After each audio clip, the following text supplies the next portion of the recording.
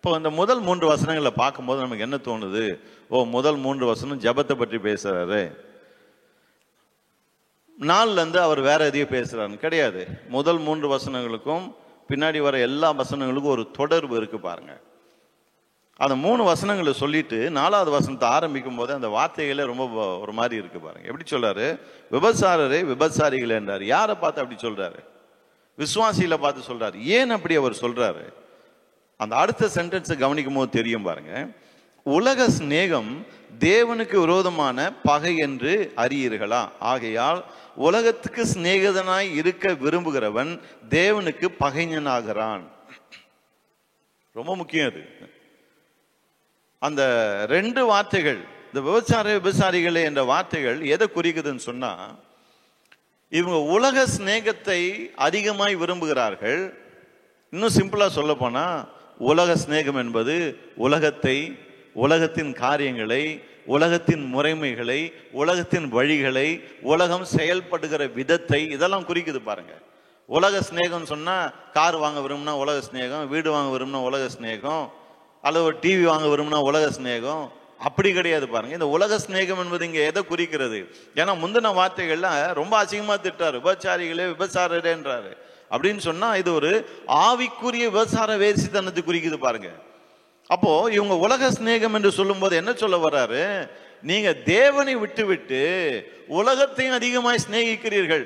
ஆகவேதான் முதல் 3 வசனங்கள் ரொம்ப முக்கியம்.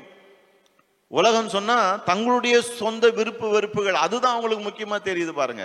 தேவன் என்ன விரும்புகிறார், தேவன் எனக்காக என்ன ஆசைப்படுகிறார், நான் எப்படி இருக்கணும்னு கர்த்தர் விரும்புகிறார், நான் ஒரு காரியத்தை அடையணும், ஒரு வீட்டை அடையணும்னு விரும்புறேன், நான் அதை எப்படி அடைய வேண்டும் என்று கர்த்தர் விரும்புகிறார், அதெல்லாம் கவனிக்கிறது கிடையாது. கார் வேணுமா, அவங்ககிட்ட கார் இருக்குதா, அவனை கொண்டுட்டு அந்த காரை எடுத்துக்க. வீடு இருக்கா, அவங்ககிட்ட இருக்கா வீடு, என்கிட்ட வீடு இல்லையா, அவனை கொண்டுட்டு அந்த வீட்டை எடுத்துக்க. இன்னைக்கு உலகத்துல அப்படியே நடக்குது பாருங்க. வீட்டை அபகரிக்கிறாங்க, நிலத்தை அபகரிக்கிறாங்க, சொத்துக்களை அபகரிக்கிறாங்க, ஆளை கொண்டு போட்டு அப்படியே எடுத்துக்கிறாங்க பாருங்க. அதுதான் உலகம். அப்போ விசுவாசிகள் அப்படியே பண்றாங்க.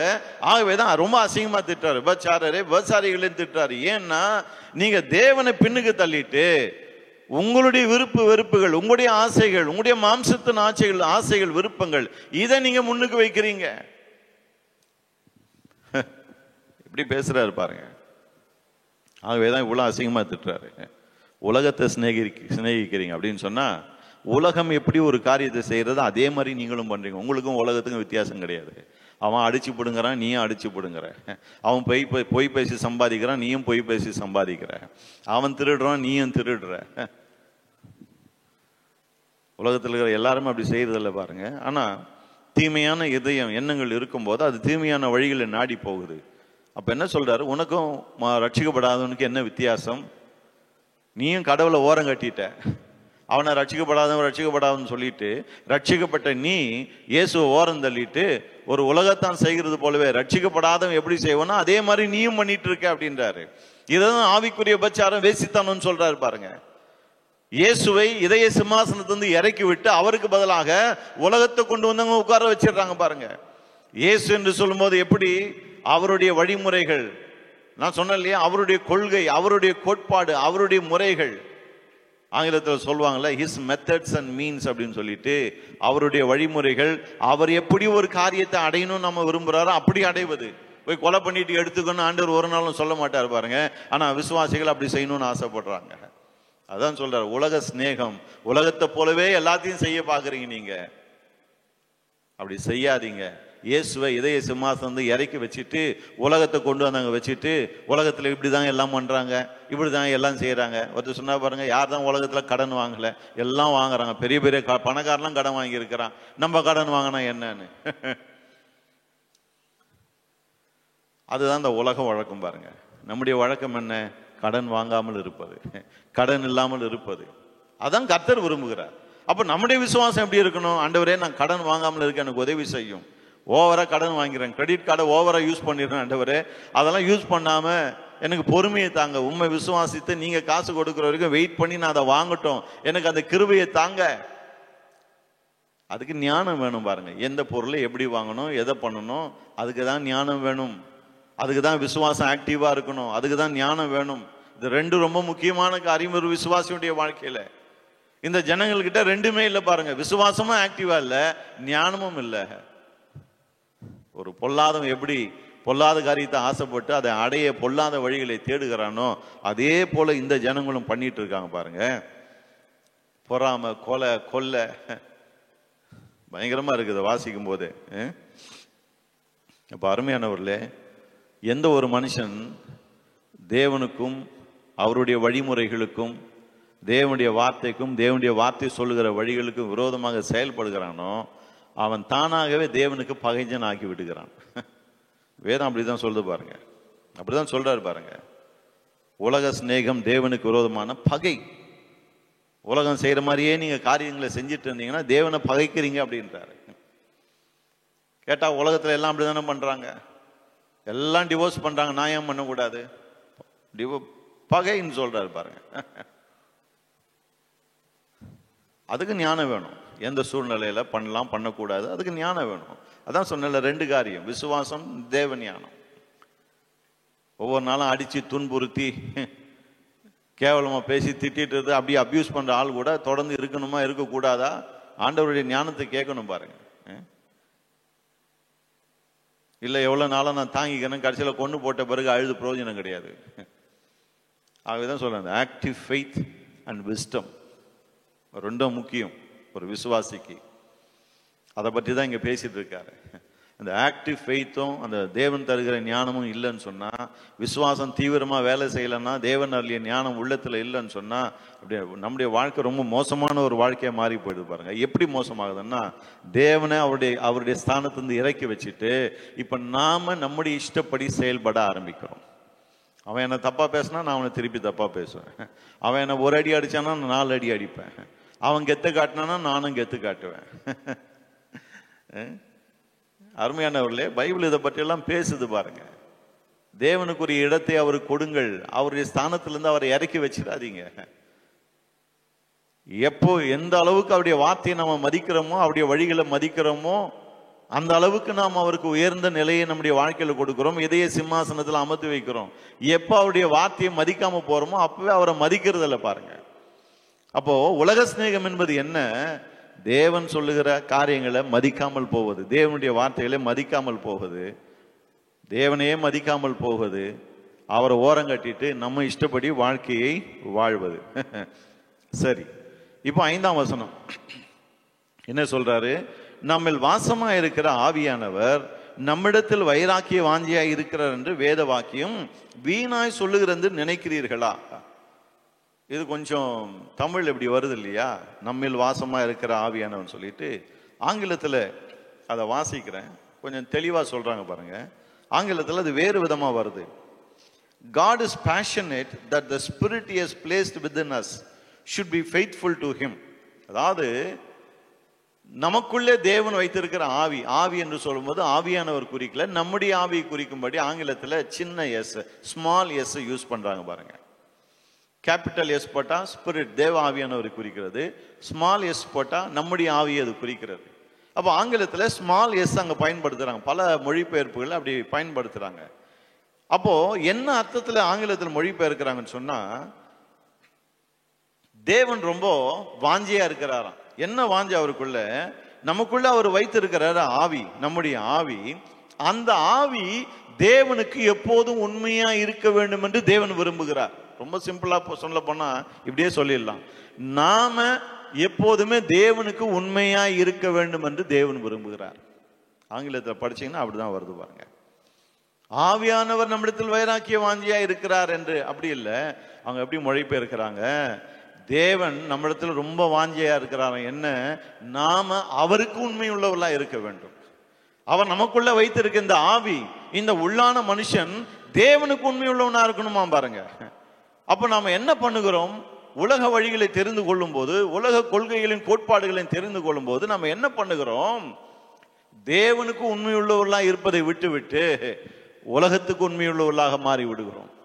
உலகத்தின் செயல்பாடுகளுக்கு உண்மையுள்ளவர்களாக மாறி விடுகிறோம். உலகத்துல எல்லாம் அப்படிதாங்க பண்றாங்க, அவங்க அப்படிதான் பண்றாங்க, இவங்க இப்படிதான் பண்றாங்க, எங்க கம்பெனியில அப்படிதான் நடக்குது, எந்த கம்பெனியில தான் நடக்கல, இப்படியெல்லாம் சொல்லி சொல்லி சொல்லி உலகத்தோடு கூட நம்ம காம்ப்ரமைஸ் ஆயிட்டே இருந்தோம்னு சொன்னா வேதம் சொல்கிறது நம்ம தேவனுக்கு பகைஞர் ஆகிறோம். ஆனா தேவன் அதை விரும்பலையா. என்ன விரும்புறாரா? அவருக்குள்ள ஒரு தீராத வாஞ்சை இருக்கு. என்ன வாஞ்ச? என் பிள்ளை எப்போதும் எனக்கு ஃபெய்த்ஃபுல்லா இருக்கணும், எனக்கு உண்மை உள்ளவனா இருக்கணும். அப்படின்னா என்ன அர்த்தம்? என் வார்த்தைக்கு அவன் உண்மை உள்ளவனா இருக்கணும், என் வார்த்தையில நான் என்ன சொல்றேனோ அதுக்கு அவன் உண்மை உள்ளவனா இருக்கணும். இந்த காரியத்தை இப்படி செய், நீ நல்லா வருவேன்னு நான் சொல்றேன், அதை கேட்டு கீழ்ப்படிந்து அவன் நல்லா வரணும். அதை தான் நான் விரும்புறேன். இப்போ நாம எப்படி செக் பண்ணிக்கணும்? ஆண்டவருக்கு நான் ஃபெய்த்ஃபுல்லா இருக்கிறேன்னா, ஆண்டவருடைய வார்த்தைக்கு நான் ஃபெய்த்ஃபுல்லா இருக்கிறேன்னா, ஆண்டவர் ஒரு காரியத்தை இப்படி செய்யுங்கன்னு சொல்லும்போது நான் அதுக்கு முரண்பாடா அதுக்கு விரோதமா ஏதாவது செய்கிறேன்னா ரொம்ப கவனமா இருக்கணும் அருமையானவர்களே. அப்ப ஆண்டவர் ஒரு காரியத்தை செய்ய சொல்றாருன்னா அதை செய்ய வேண்டும் என்ற ஞானம் வேணும், அதை செய்வதற்கான விசுவாசம் நமக்கு வேணும். பாருங்க, விசுவாசம் இல்லைன்னா செய்ய முடியாது. விசுவாசம் இல்லைன்னா ஆண்டவர் சொல்வதையே நம்ம சந்தேகப்பட்டுட்டு உட்காந்துட்டு ஆண்டவர் சொல்லியிருக்காரு செய்யலாமா வானாவா, இது பண்ண என்ன ஆயிடும், இது என்ன ஆயிடுமா, இப்படியே யோசிச்சுட்டு இருப்போம். பாருங்க, விசுவாசம் இல்லாத பட்சத்தில் என்ன ஆகும்? ஆண்டவர் ஒரு காரியத்தை பேசும்போது நாம இடக்க முடக்கா வேற ஏதாவது ஒரு காரியத்தை செஞ்சிருவோம். ரூத் 1ஆம் அதிகாரம் டைம் இருக்கும்போது எடுத்து வாசித்து பாருங்க. ஏற்கனவே அதை பற்றி நிறைய பேசியிருக்கோம். ரூத் 1ஆம் அதிகாரத்தில் என்ன பிரச்சனை? எலிமெலக்கு, நகோமி, இந்த 2 பிள்ளைகள் எல்லாரும் மோவாப் தேசத்துக்கு போறாங்க. ஏன் மோவாப் தேசத்துக்கு போறாங்க? அவங்க இருக்க ஊர்ல பெத்லகேம்ல பஞ்சம். ஏன் பஞ்சம்? மழை இல்லை. மழை இல்லாதனால விளைச்சல் இல்லை, விளைச்சல் இல்லாதனால பஞ்சம். ஆக பஞ்சம் பழிக்க மோவாப் தேசத்துக்கு போறாங்க. இங்க எங்க விசுவாசம் காணப்படாமல் இருக்கு? இங்க எங்க ஞானம் இல்லாத செயல் இருக்கு?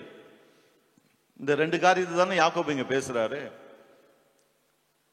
ஏன் இஸ்ரவேல் தேசத்துல மழை பெய்யாமல் போகிறது? நீங்க வேதத்தை வாசித்தீங்கன்னு சொன்னா, சில நேரங்களில் கர்த்தர் அவருடைய அக்கிரமங்களையும் பாவங்களையும் கண்டிக்கும்படி மழையை பெய்யாமல் நிறுத்தி விடுகிறார். அவரே சொல்றார், நம்ம மழை பெய்யாமல் நிறுத்தும் போது நீங்க என் முகத்தை தேடுங்க அப்படின்றாரு. அப்போ மழை பெய்யாத அந்த நாட்கள்ல ஊர் ஜனங்களும் அந்த ஊர்ல தான் இருக்கிறாங்க. ஆனா இவங்க மட்டும் என்ன யோசிக்கிறாங்க பாருங்க, ரொம்ப ஒரு கிளவர் ஐடியான்னு நினைப்பு, ரொம்ப ஞானமா நடக்கிறதா நினைப்பு. என்ன நினைப்பு? சரி, இவெல்லாம் பாவம் ஏழைங்க கஷ்டப்பட்டுன்னு இருக்காங்க, நம்ம கிட்ட தான் காசு இருக்குது, இந்த ஊர்ல பஞ்சம் இருந்தா என்ன, பக்கத்து நாட்டில் போய் பொழைச்சிக்கலாம், காசு இருக்கு பணம் இருக்கு, அதை வச்சு நம்ம பொழைச்சிக்கலாம்னு போயிடுறாங்க பாருங்க. ஆகவேதான் நகோமி திரும்பி வரும்போது சொல்லுகிறாள், நான் நிறைவுள்ளவளாய் போனேன், வெறுங்கையோடு கூட திரும்பி வர்றேன் அப்படின்னு. அப்போ பஞ்ச தேசத்திலிருந்து கிளம்பி போகும்போது நிறைவுள்ளவெல்லாம் போறாங்க, எல்லாம் இருக்கு, ஒரு குறைவும் இல்லை பாருங்க. ஆனா என்ன, கர்த்தர் மழையை நிறுத்தி வச்சிருக்கிறாரு, சரி அவர் திரும்ப மழையை கொடுக்கிற வரைக்கும் கர்த்தரை கருத்தாய் தேடுவோம், அவருடைய பாதங்களை பற்றி கொள்வோம், கர்த்தருடைய முகத்தை தேடுவோம் அப்படிலாம் யோசிக்கவே இல்லை பாருங்க. இங்க மழை இல்லைன்னா என்ன, பக்கத்து நாட்டில் மழை பெய்யுது அங்க போறேன். கர்த்தர் அவங்கள சீர்படுத்துகிறார். ரொம்ப நம்ம முக்கியமா கவனிக்கணும். மழையை ஏன் நிறுத்துறாருன்னா அவங்க கிட்ட ஏதோ ஒன்று சொல்ல விரும்புற, உங்களுடைய இருதயம் என் மேல பற்றுதெல்லாம் இல்லை, என்னை விட்டு விலகி போறீங்க, போகாதீங்கன்னு கர்த்தர் அவங்களோட பேசுறாரு பாருங்க. கர்த்தர் பேசுகிறதுக்கு அவங்க செவி கொடுக்க மனம் இல்லை. நீங்க இங்க மழையை கொடுக்கலாம் என்ன, பக்கத்து நாட்டில் மழை பெய்யுதுன்னா அங்க போறேன்னு ஓடுறாங்க. அருமையானவர்களே, அந்த ஞானம் இல்லாத ஒரு செயல் பாருங்க. கர்த்தர் ஒரு காரியத்தை செய்கிறார், அது என்ன செய்கிறார் என்பதை புரிந்து கொள்ளக்கூடிய அளவுக்கு ஞானம் இல்லை, பொறுமை இல்லை, நிதானம் இல்லை. பணம் இருக்கிறதுனால புத்தி பேதலிக்குது. சில நேரத்தில் பணம் கையில் அதிகமாக இருக்கும்போது இப்படிதான் பாருங்க, நாம யோசிச்சுக்கிறோம். சில நேரத்தில் பணக்கு அதான் வேதம் சொல்றது இல்லையா, ஏழை ஞானம் அசட்டை பண்ணப்படுது அப்படின்னு. ஏழை கிட்ட ஞானம் இருக்கு, அதை யாரும் ஏற்றுக்கொள்வது கிடையாது. சில நேரத்தில் பணம் படைத்தவங்க தங்களை பெரிய ஞானவான்கள் நினைச்சுக்கிறாங்க. ஆனா ஞானவான்கள் நினைத்துக்கொண்டு முட்டாள்தனமா எதையா செஞ்சு வச்சிடறாங்க பாருங்க. இந்த எலிமேலுக்கு அப்படிதான் செஞ்சான். பணக்காரன் முட்டாள்தனமா செஞ்சான், விசுவாசம் இல்லை. அங்க தேவனுடைய வார்த்தையை நம்பி அந்த பஞ்ச தேசத்தான் இருக்க விரும்பல. என் தேவன் கைவிட மாட்டார், திரும்ப மழையை தருவார், இந்த பஞ்ச தேசத்தில் நாங்கள் மறுபடியும் நல்லா இருப்போம் அப்படின்னு அதை நம்புறதுக்கு அவனுக்கு அந்த ஞானமும் இல்லை, அந்த விசுவாசமும் இல்லை. குடும்பத்தோடு கூட போறான், கடைசியில் எல்லாம் போச்சு. இந்த அம்மா தனியாக திரும்பி வராங்க பாருங்க. அந்த அம்மா சொல்றாங்க, நிறைவுள்ளவளாய் போனேன், வெறுங்கையோடு கூட நான் திரும்பி வருகிறேன். அருமையானவர்களே, இதை பற்றி தான் யாக்கோபு எழுதுறார். இதை பற்றி தான் எழுதுறாரு பாருங்க. உங்களே ஞானவான்கள் நினைச்சுக்காதீங்க, ஏதோ கிறிஸ்தவனா இருக்கனால விசுவாசம் வேலை செய்யுதுன்னு நினைச்சுக்காதீங்க. ஒவ்வொரு சமயத்திலும் நம்ம செக் பண்ணிட்டே இருக்கணும், விசுவாசம் வேலை செய்தா.